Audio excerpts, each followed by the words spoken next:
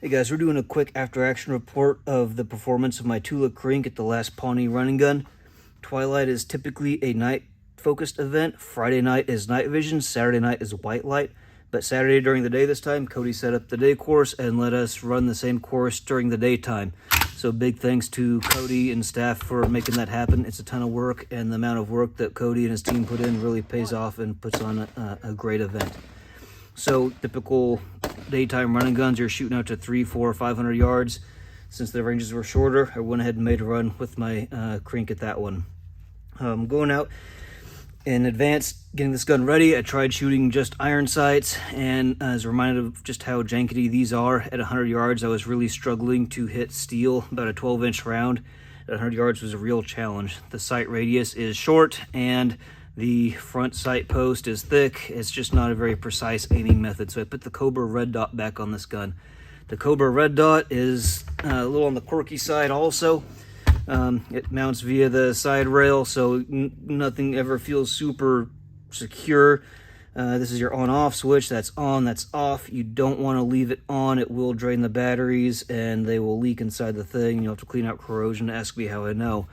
This button here cycles through your choice of 4 reticles. 3 of them are garbage. I just zero on normal dot and use that. This selects brightness. I go all the way up, and it's just barely daylight bright, so I'm glad it's not any dimmer than it is. Full brightness is what you want for day setting on this gun.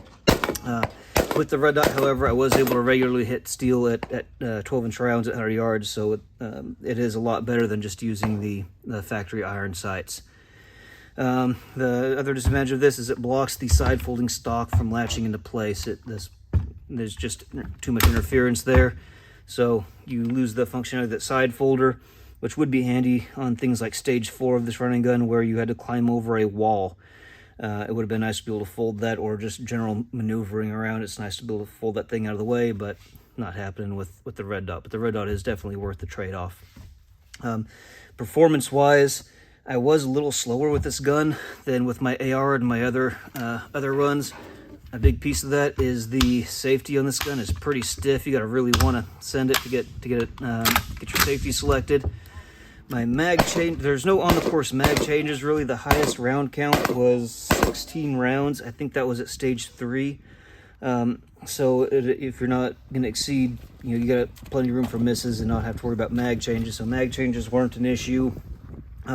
So more practice with this gun would probably make me faster, but between the quirky optic and the safety and just less familiarity with this platform as compared to my typical AR, I was a little bit slower. That being said, it was a lot of fun to run, and I do not regret doing it at all. For mags, I had just typical AK-74 mags. Here's a Izzy Bakelite. Here's a Tula mag. It's got some authentic Russian graffiti on it from somewhere. For chest rig, I used my S-Tac Chicom. These are not made for AK-74s. These are made for ARs. However, the mags kind of fit in. You gotta wiggle them a little bit to get them in. But once they're in there, they're very secure. And again, they'll come back out. But with no mag changes on the clock, it's good enough. I love this chest rig. It's a fantastic piece of equipment.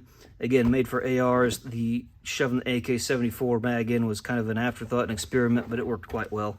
At least good enough for what we were doing. Beyond that, maneuvering, some of the stages required maneuvering. So again, safety manipulations, making sure your gun's on safe was important. It was pretty muddy, so making sure you had your gun on safe before you moved positions was critical. The shooting was up close and easy, so even with this less than optimal red dot, I had very few makeup shots.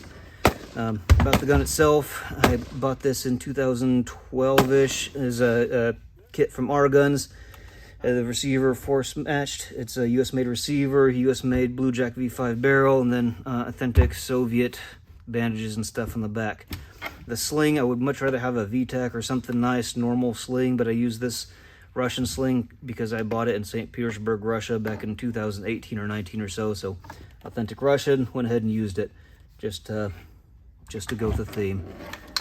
So thanks again to Cody and staff for a great event. It's always a good time. I highly recommend running guns in general, and the Pawnee events are always great. If you can make it out, we'd like to see you there.